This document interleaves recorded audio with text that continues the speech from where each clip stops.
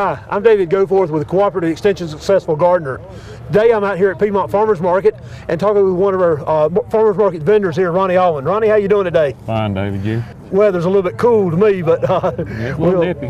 That's sort of what I wanted to tell people today or talk about is when we would start planting things and when we likely start harvesting things. So in your operation, when's the first thing you're going to be planting?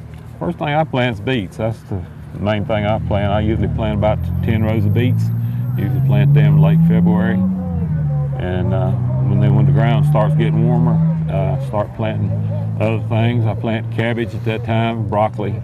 Okay. All those cold weather things. And it's both air temperature and ground temperature. Yeah. We're looking at the last frost date around here being around April the 15th is sort of the day when you're looking at trying to get tomatoes out. Yeah, I try to get tomatoes out. Where we got our garden at, we got a kind of frost zone. We're in a low place, so usually I'm maybe a week later than the average gardener because of creeks and stuff that lay there. And people don't realize that a lot of times if they're in low ground, they need to watch the fact that they have a late frost. So you could shoot on towards April 20th, April 30th even, to get your first tomatoes out. Now, when will you start harvesting those beets that you planted? Usually we harvest them about the time the farmer's market opens up, and we usually, that's pushing for late May, early June. Okay, then after April 15th, you use tomatoes and peppers and things like that planted. You plant some warm weather stuff. Yeah, I try to plant my corn just as soon as I get through planting my field corn, because that's my money maker in that crop, like 150 acres of field corn. But I usually try to plant it as early as I can in a bottom, and I'll wait for the ground to warm up a little bit on that, down in that bottom, to where it'll come on up and I won't have to replant it. But if you're up on the up ground, you can plant. I got a neighbor down there, he plants corn in March and has good results. So like I say, a lot of depends on where you're at, what results you've had in the past. And now, corn is a little bit tender, but its growing point stays under the ground for a while. So even if you get nipped a little bit on the top of corn, you're all right. So that's why he's going before the April 15th date. That's right. I've grown corn all my life, and I've only had 1 year to where I've had any disaster as far as any corn being hurt by frost. Now, we get into some warmer season things, though, things like watermelons and cantaloupes and okra particularly. Okra won't come up in cold soil, or won't grow when the air temperature is cold. It won't come up at all. You're just wasting your time when you put okra out and the ground's cold. I usually wait up in May on that, try to get to where the ground where it just come on right up. But I've learned to soak my okra in water. Some people use kerosene and all kind of remedies, but I've learned to soak my okra, and that helps it. And I've even wet the row and put the okra in it and pull the wet dirt back over. Get it to pop up, on that. Now, is there anything that you plant, when do you start planting peas, for example? I usually plant them in May. May, yeah, about the time I do soybeans. Plant your field peas in May? Yeah.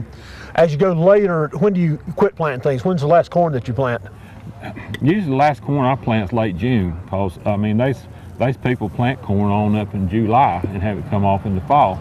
But if you later you plant corn, the more problems you have, worms.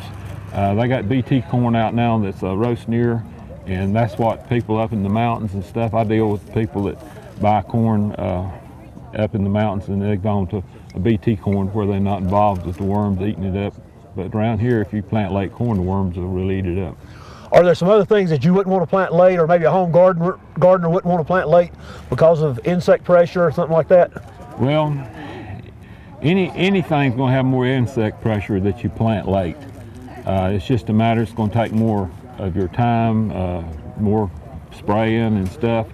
But the biggest thing I wouldn't plant late would be beets and cold-natured stuff. It don't do well in hot weather. Once it gets hot weather, Once it gets hot weather, I wouldn't plant anything that's a cold, what I call a cold thing we start off with, planting it late, because it just don't like hot weather. Yeah. The beets you said late February for the beets, and probably by the end of March even, or beginning of April, you're probably a little bit too late for beets. Yeah. Then, and so you have to look at both what the crop wants and what the soil temperature and everything is. Well, I know in July the beets they get hard. I mean, even if they small, they'll get hard like a baseball, and you can't cook them to tender Yeah. And so that's why I say the later things like that are, I mean, just about wasting your time. I've seen actually on turnips planted late in the middle of the summer like that, termites will get into them. They're so woody. Yeah. Well, Ronnie, that helps us a little bit on knowing when things will be planted and when some of the things will be out here at the market. I wanted to switch gears a little bit here. You've been with this market for a while, haven't you?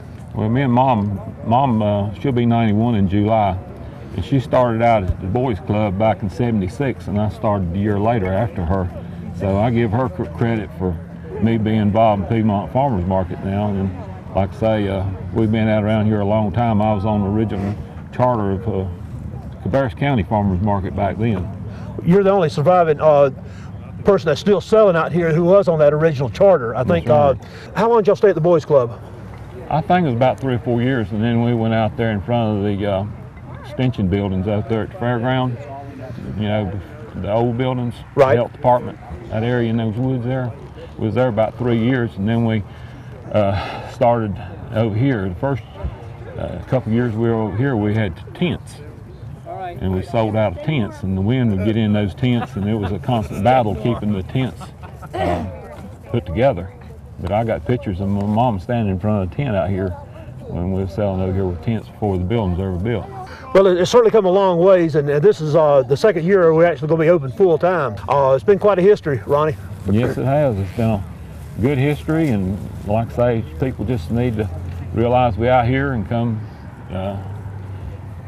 help these local farmers make a go of it and buy their produce, and they'll enjoy what they buy because it's all local and fresh. Well, Ronnie, it's good to see you again, and we'll look forward to having some stuff when you get it out here at the market. All right, I appreciate it, David. All y'all people come out and see us out here. Well, folks, I do hope y'all come out and visit us this year at the market, and until next time, plan and plant for a better world.